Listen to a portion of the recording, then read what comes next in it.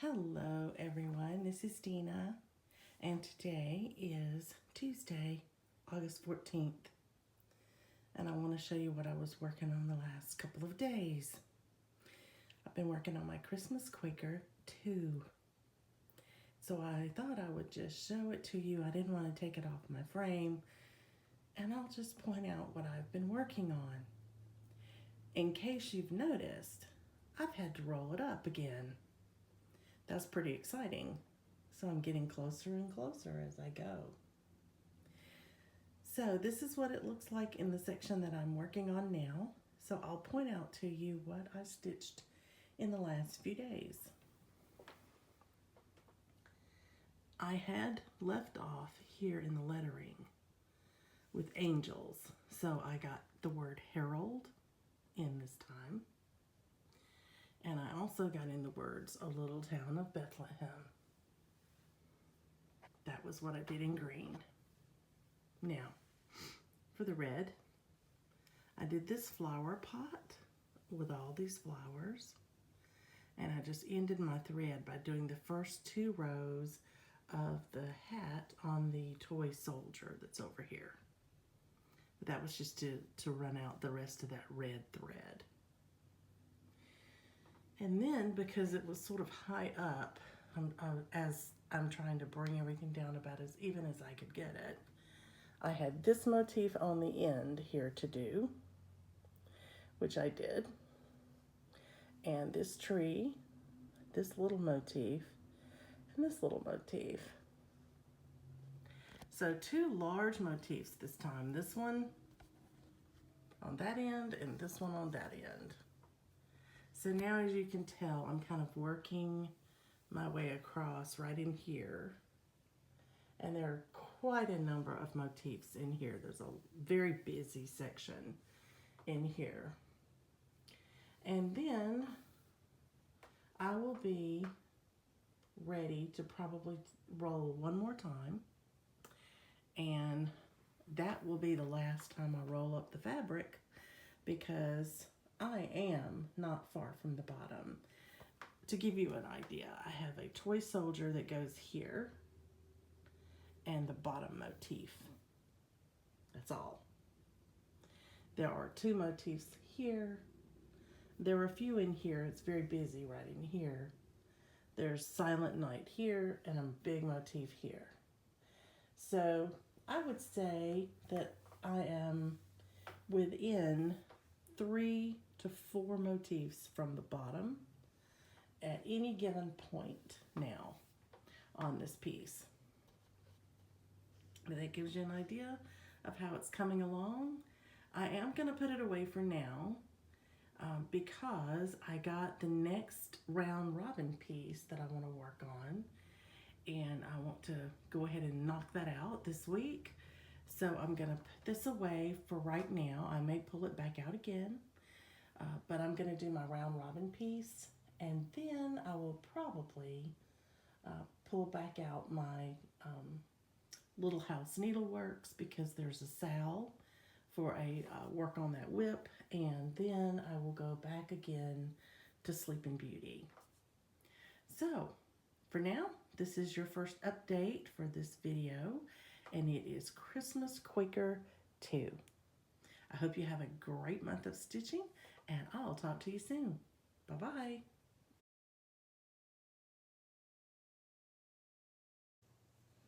Good afternoon, everyone. I am back today on Wednesday, August the 15th, and I have a small finish that I want to share with you.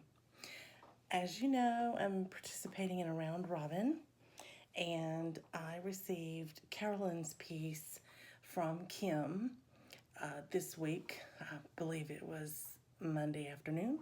Kim stopped by on her way home from work and dropped off what she had completed on Carolyn's round robin. So it was my turn. So I looked at the beautiful threads. Aren't these gorgeous? I looked at all these beautiful threads, and they just naturally sort of went from one color to the next. So I laid them out into what I considered a beautiful flow, that if they were a variegated thread, what would they look like? I decided to stitch my design as if I was stitching with one long variegated thread. And I went from color to color to color to color, and to make it look variegated, I stitched with the color by itself, 2 strands. Then I would take out one of the strands and put in a strand of my next color that I wanted to morph into, and I would stitch a little bit with that blend. Then I would go to 2 strands of the color I had moved into and repeat the process over and over again. Then when I wanted to go inside the octagon, I started with the opposite color that I was next to and did the same pattern all the way around, so that the colors were on opposite sides of the octagon from each other. And then I just took the middle and had it meet, extending the colors out from the sides and had it meet in the middle. So let me show you what I'm talking about. This is Caroline's piece. Isn't that beautiful? Her colors are phenomenal, just gorgeous. So Caroline started her square here. Kim did her square next. And notice Caroline put her name and the city. So Kim did the same. So that meant I had to do the same. So here's my octagon shaped Quaker piece, and I made it look like a long variegated thread, or at least that was my goal. I hope I accomplished it. And then I put my name and my city in the corners, just like the other ladies had done. So this is Caroline's piece, and I think it's absolutely beautiful. Just beautiful. Caroline, I hope you like that variegated look to that Quaker piece. Anyway, I am now ready to package this up carefully and send it on. And I'll be sending it to Victoria. So Victoria, you got some mail coming. And then we have decided, as I've mentioned before, that when we finish the last part, so when Victoria finishes this square, she's not going to post it anywhere at first. And when we all finish the last square on our last piece in the round robin, then we're going to meet up together and present our last piece, the whole piece, to the originator. And they'll have their piece back with everybody's stitching in place. So I think that'll be great fun. I just wanted to share that with you. I was really pleased with how that came out. I had to frog a little bit because it was a bit of trial and error, trying to decide what colors to put next to each other and when to change the blend and that sort of thing. So I like the way it turned out. I adapted it just a little bit because I felt like if I stitched any more in the middle here, it was going to throw off this beautiful array of colors that I had just opposite of each other from the outside to the inside. And to put anything else right in here, I felt like would have sort of thrown the color plan off. And I just decided I liked it that way with a little white space in it. And we're just going to leave it there. So each one of mine is actually done differently. I've either got a different color theme or, changing up the design just slightly to fit what I think looks well on the piece that I'm working on. But I must say, I really, really like the variegated look. I just think these colors are so pretty together.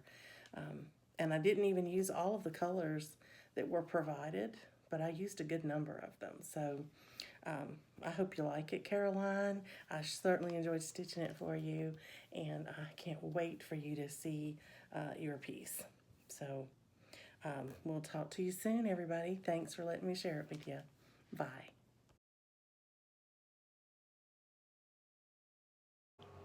Hi everyone, this is Dina, and today is August the 21st, the day after my hubby's birthday. So that means that I have a new start. I've been mentioning to you in some of the prior segments that I wanted to start Seaside Kingdom because it was actually a piece that reminded me of my husband and son at the beach because they always built sandcastles together. And this is what that piece looks like on the pattern. Mine's gonna look a bit different. And the reason mine's gonna look different is the fabric that I selected. You may have seen some comments and some suggestions back and forth. Stitchin' Mommy has been kind enough to share hers with me and give me some ideas from her knowledge of stitching the pattern of where I might have to make some adjustments, and that was very helpful. Thank you, Sarah. And also, Mary Rose from Stitch Bliss Corner had sent me a message indicating she thought it would be okay for me to just use another one of the colors of the sandcastle in that series and fill it in, which is what I had planned on doing after hearing Sarah's comments and going and looking at the pattern very closely.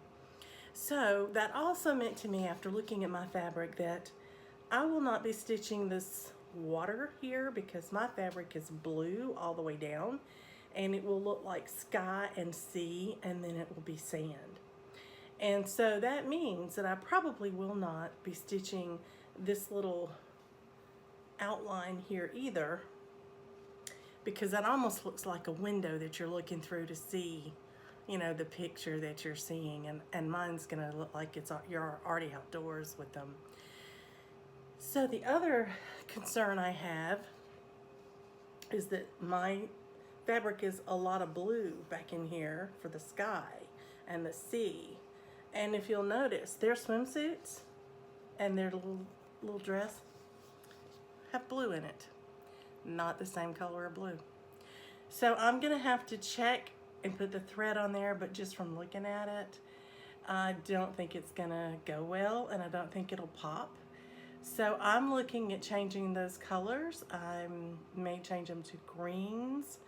I think the green would look pretty with the blue and the golden yellow of the sand.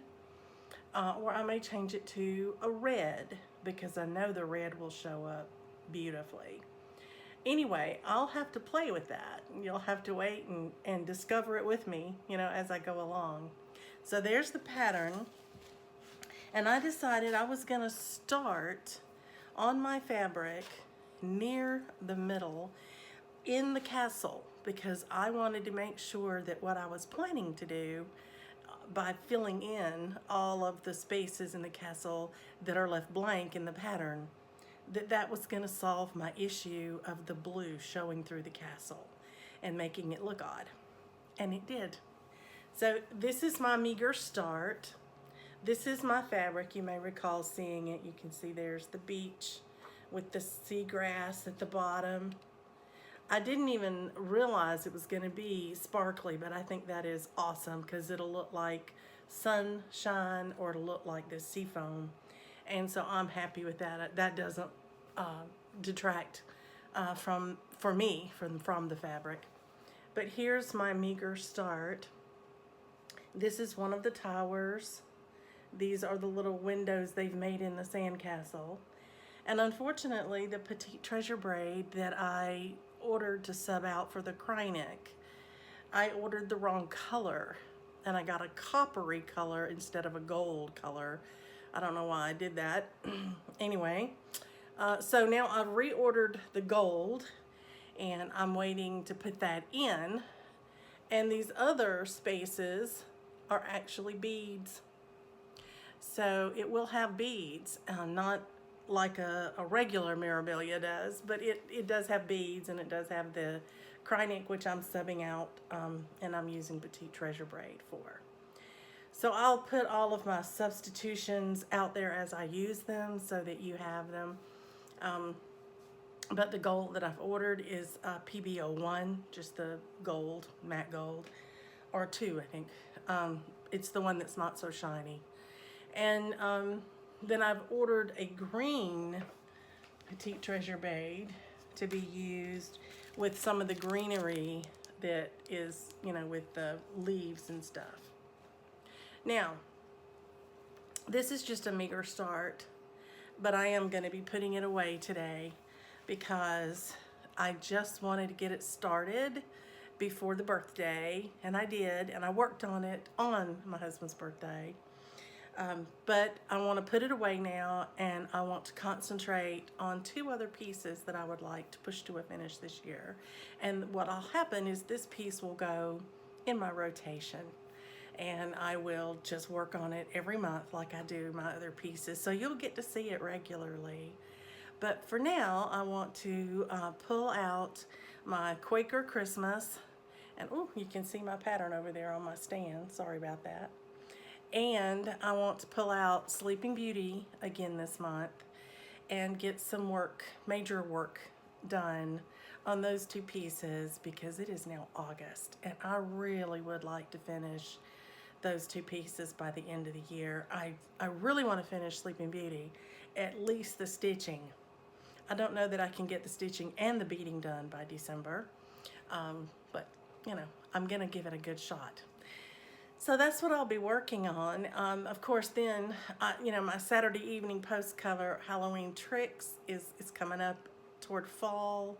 So you know I'm gonna have to work on that pretty soon, at least September and October, just for the season. I don't anticipate finishing it for this Halloween at all. Didn't plan on it. But I do want to work on it some during that season. And other than that, I just want to thank you for watching and subscribing. I just want to thank all of you for the birthday wishes for my son and my husband. They were so tickled, you know, that someone had thought of them. So anyway, I hope you're having a great week. Hope you're going to have a lovely weekend. And I'll talk to you very soon. Bye for now. Happy stitching.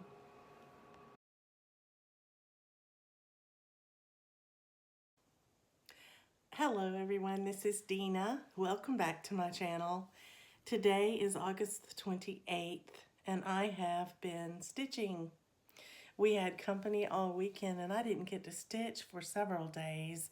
So today I have tried to make up for it. I've done my chores this morning and then I started working on my Christmas Quaker too. I wanted to get a good deal of stitching on it today because that's the only day I'm going to work on it for this month. So I will turn the camera around here in a second and show you my progress. I am very excited to tell you that on the left-hand side, I have made it all the way to the bottom. So I'll share that with you.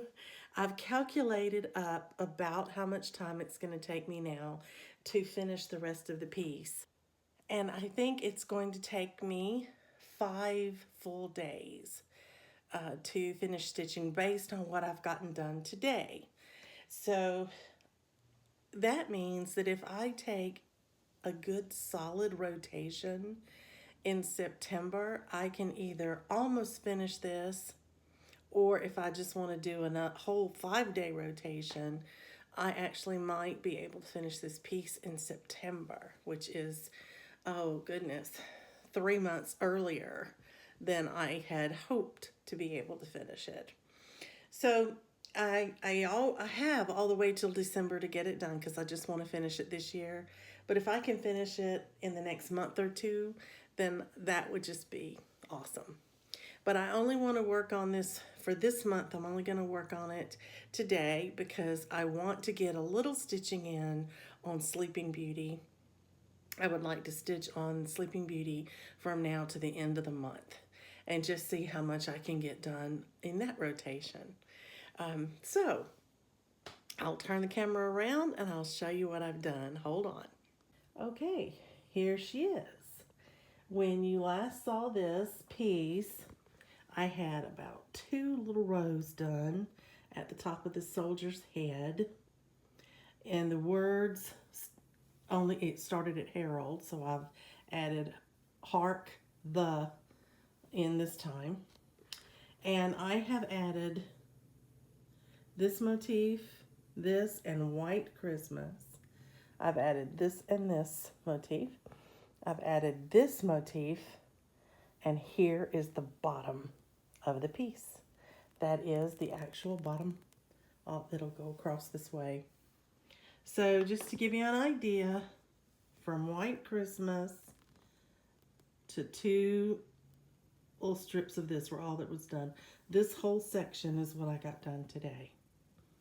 So this is what I have left.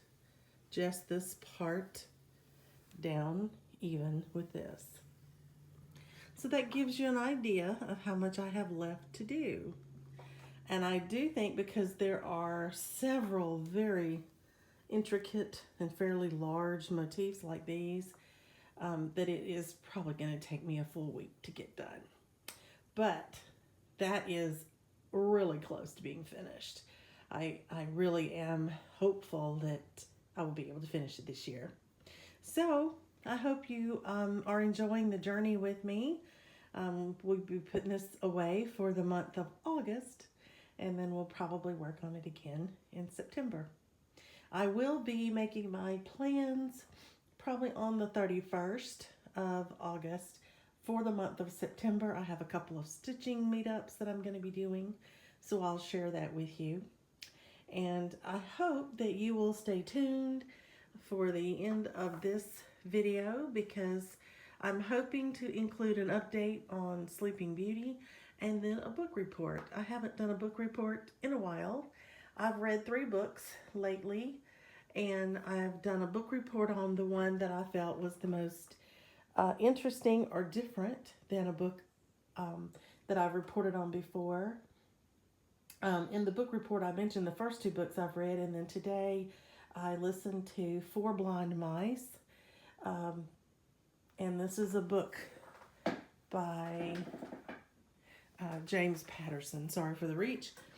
And I listened to it today while I was stitching, and it was a wonderful detective story. But I think I have done book reviews on his work before, so I chose to do a different one this time. So I hope you'll stay tuned for that, and so I will talk to you soon. Happy stitching, everyone.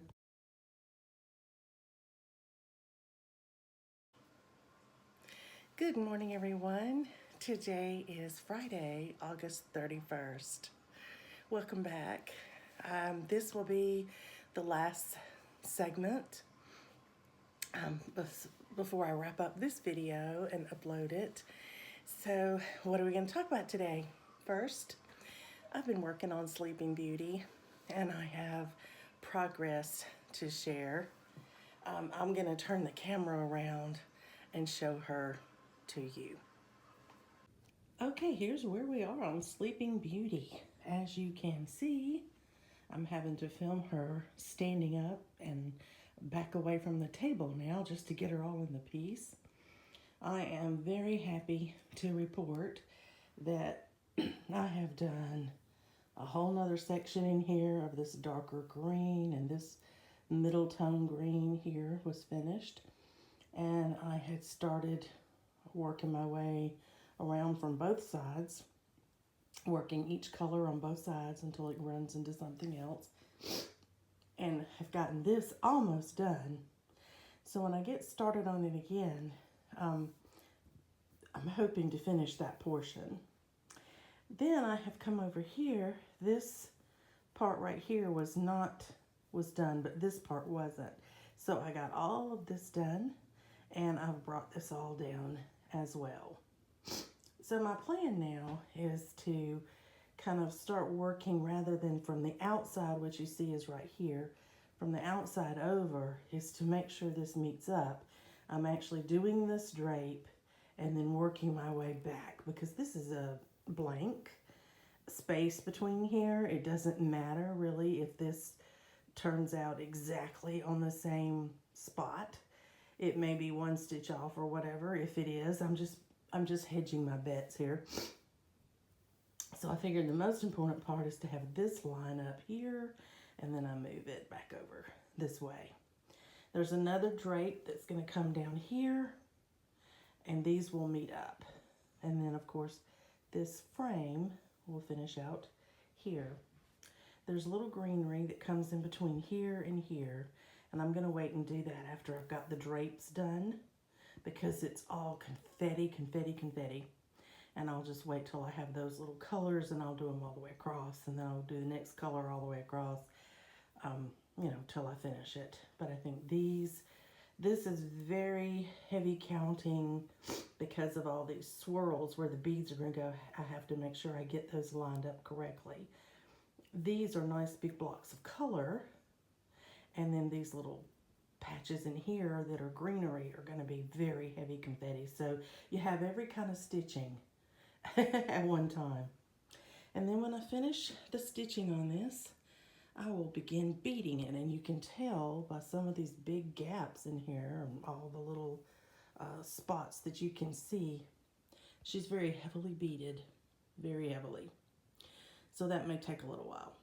But I still think that I'm on target to finish her this year, and hopefully maybe even before the end of the year, so that I might actually talk my husband into getting it framed for me for my Christmas present. We'll see. Okay, now back to the regular video. Okay, well, I think that was good progress on Sleeping Beauty.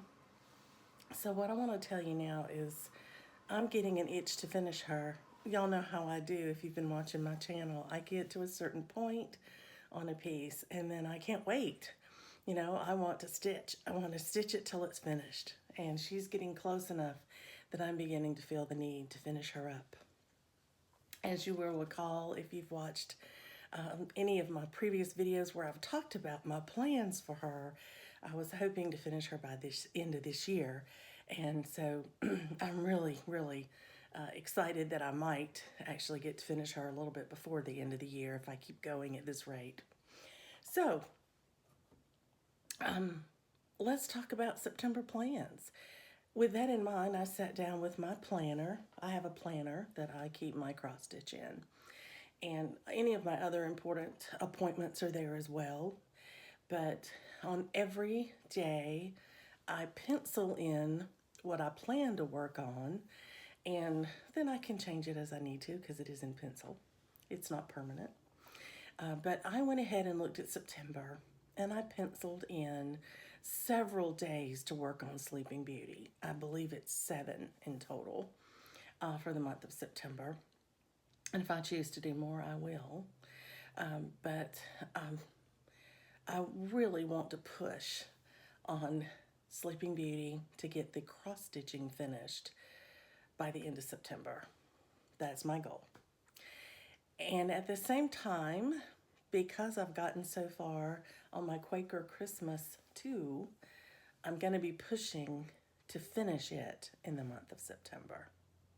So I would love to have a finish of Quaker Christmas, and I would love to have the cross-stitching part of Sleeping Beauty finished so that I'm ready for beading in October.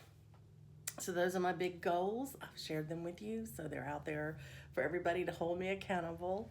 As you all know, it is a hobby. We all love it. We have fun with it. But I just happen to be a very goal-oriented person. If I have a goal to work toward, I have a kind of a guideline and a purpose, and it keeps me from getting up every day and wondering what I'm going to stitch on today. I just love to get up and get started. I don't like to have to sit and ponder too long. Then I wouldn't waste all my time pondering instead of stitching. So the other thing I'm thinking about for the month of September is to work on all of my other active whips, even if it's only for 1 day or 2 days, not a full 3 or 4 day rotation. And that way I don't feel like I've abandoned them. I can still touch them and get a little progress on them. But that is what I'm thinking of for September. And then, of course, you know, I have a Halloween piece, Halloween tricks, and I'm planning on focusing that as my piece to focus on heavily in October, just because it's the season. I don't expect to finish that one this year, but I could get a lot of work done on it and finish it shortly into the new year. My goal, in case you haven't caught on, is to finish everything that I'm working on right now, my active whips. I probably will have 2 or 3 maybe active whips to carry over into the new year. Ashley's Roses, Nantucket Rose, and then my Flowers of the Holy Night that I have put on pause until I finish Quaker Christmas, and then can use my roller frame to help with the color rubbing off, from the silk threads that had been a problem for me. So I think that's pretty good. To only have 3 whips to carry over into next year would be a wonderful goal. And then I'll confess, for the first time ever, I'm starting to get an itch to start everything. I've heard you all talk about it. I've never had that feeling. I've never had that urge or that, even that thought. And I am having that now. So much so that I went through all of my kitted up projects and patterns that I've purchased recently that I put in with my kitted up projects because I wanted to keep them in the line to look at for the next new starts as I go through. I have pulled out 12 new starts for next year. I don't even carry 12 at a time. But my thought process was to have one start per month. And then throughout the year, of course, I'll have finishes as I go, hopefully, because they're not all big projects. And maybe I can keep my whips at my maximum that I like, which is 8, if I can finish enough along the way. We'll see. We'll see. It's my first time looking through starts to have that many. I've not started that many even in Stitch Mania. So we'll see, we'll see how that goes. I'm sure I've had that many starts in a year, but these are not my small monthly things. These are not my Little House Needleworks hometown holiday starts. These are not the Little Sheep Virtue starts. Even the smaller starts are, large enough. They have lots of stitching and lots of beading or something, even if they're a small piece. So we'll see. I may start out my next video showing you what might be my starts for next year, or I may just wait until sort of a year-end video to give you that, since I may not be starting any of them till next year, because a lot can change between now and January 1st. But I will definitely have a new year, new start out of those 12 or some 12 that I come up with. So we'll see. We'll let that group of 12 kind of hang out and see how I feel about them again in a month, and we'll go from there. But thank you for listening to my plans and catching up with me, and I hope you guys have fabulous stitching in the coming month of September.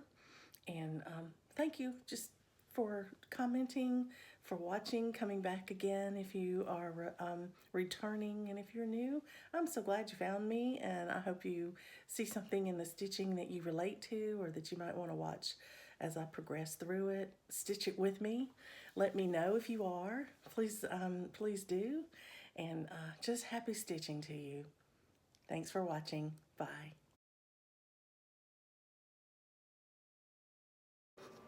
Hello there, this is Dina, and today I'm back for a little bit of a different video.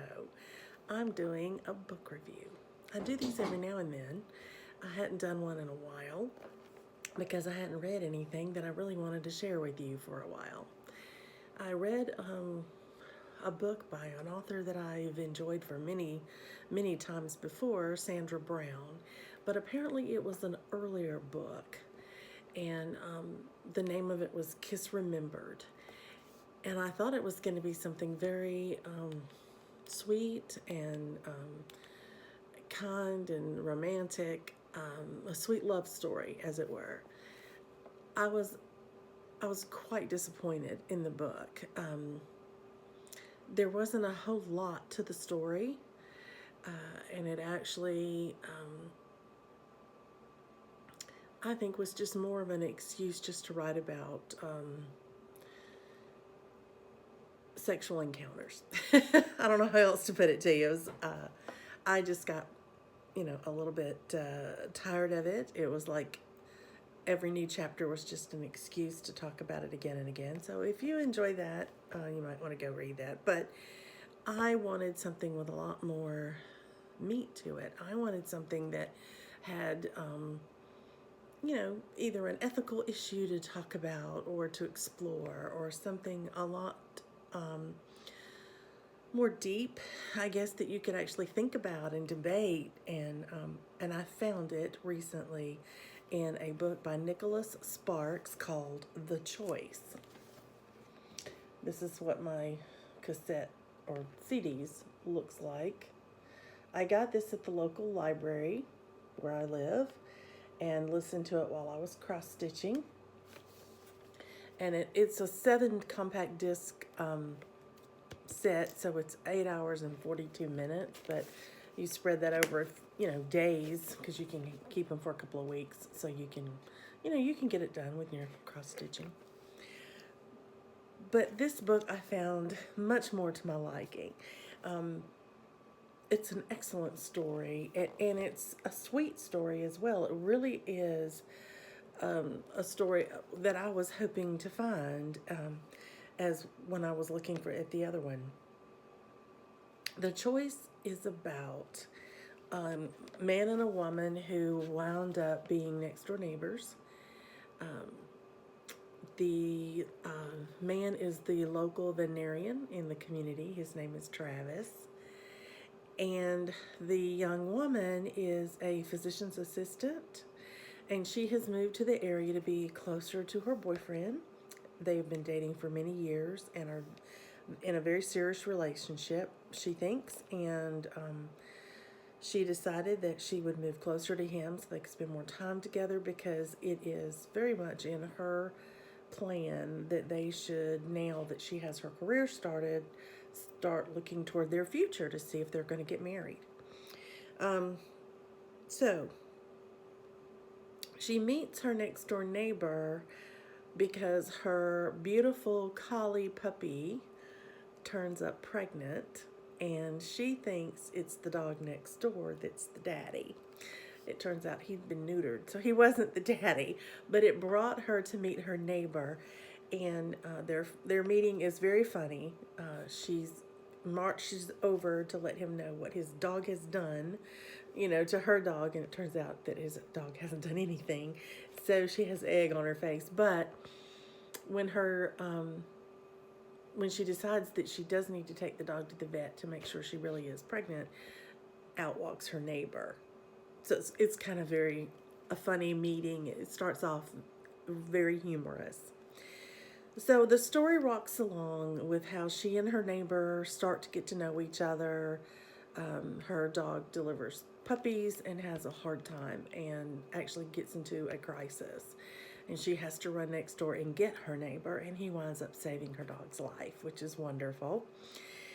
And in the course of the time that they are working with the dog and dealing with that emergency situation, they decide to at least get to know each other a little bit to be good neighbors. And you can imagine what happens. They start spending time together with other people, like a group of people going boating or parasailing or whatnot. But very quickly it moves into them spending time with each other. They fall head over heels in love. That is no surprise, obviously. But in the course of this story, the first half of it is their love story up to a point, and then it skips forward many years, and you're just thrown into the future with it. And you realize that the young woman and her husband both, her name is Gabby, by the way, Gabby and Travis have been in a terrible car accident, and Travis has healed and Gabby is in a coma. So there are issues that come up during her care that he has to make decisions about, life and death decisions. And it's further complicated by the fact that she had asked him at some point in their relationship to have no heroics, should she ever be in a situation like that, and not to prolong her life. And yet he could not give up hope that she might wake up, and what was he supposed to do. And it's a lovely story exploring how a person feels when they're going through this time. You know, this is a woman that he is madly in love with, and he's riddled with guilt because he feels that the accident was his fault. And the story explores his thought processes on what he does to make his decision. Does he honor her wishes, or does he hold on to hope and keep her alive? I think any of us could find ourselves in this situation. This isn't one of those, you know, futuristic type situations where it's the end of the world, what do you do kind of thing. This could be something that any of us, unfortunately, might have to face in our lives, which made the story very poignant to me. And I'm not going to tell you what he decided. I'm not going to tell you how it ends. But this is a well-written, delightful love story with a much more serious undertone. And I think if you were to read this book and share it with your significant other, it might actually promote some pretty in-depth conversation, and decisions could be made ahead of time. But I highly recommend it. It's a very touching story, and I enjoyed it immensely. I wasn't embarrassed by anything in it, so I really highly recommend it. It's The Choice by Nicholas Sparks. So if you want to pick that up and read it, I hope you enjoyed as much as I did. And it felt good to have some reading again, to be listening to a story. And but I will tell you, I did miss my floss tube while I was doing that. So I have to get back and catch up now. But thank you for sharing my book review with me. And I hope some of you might want to read it.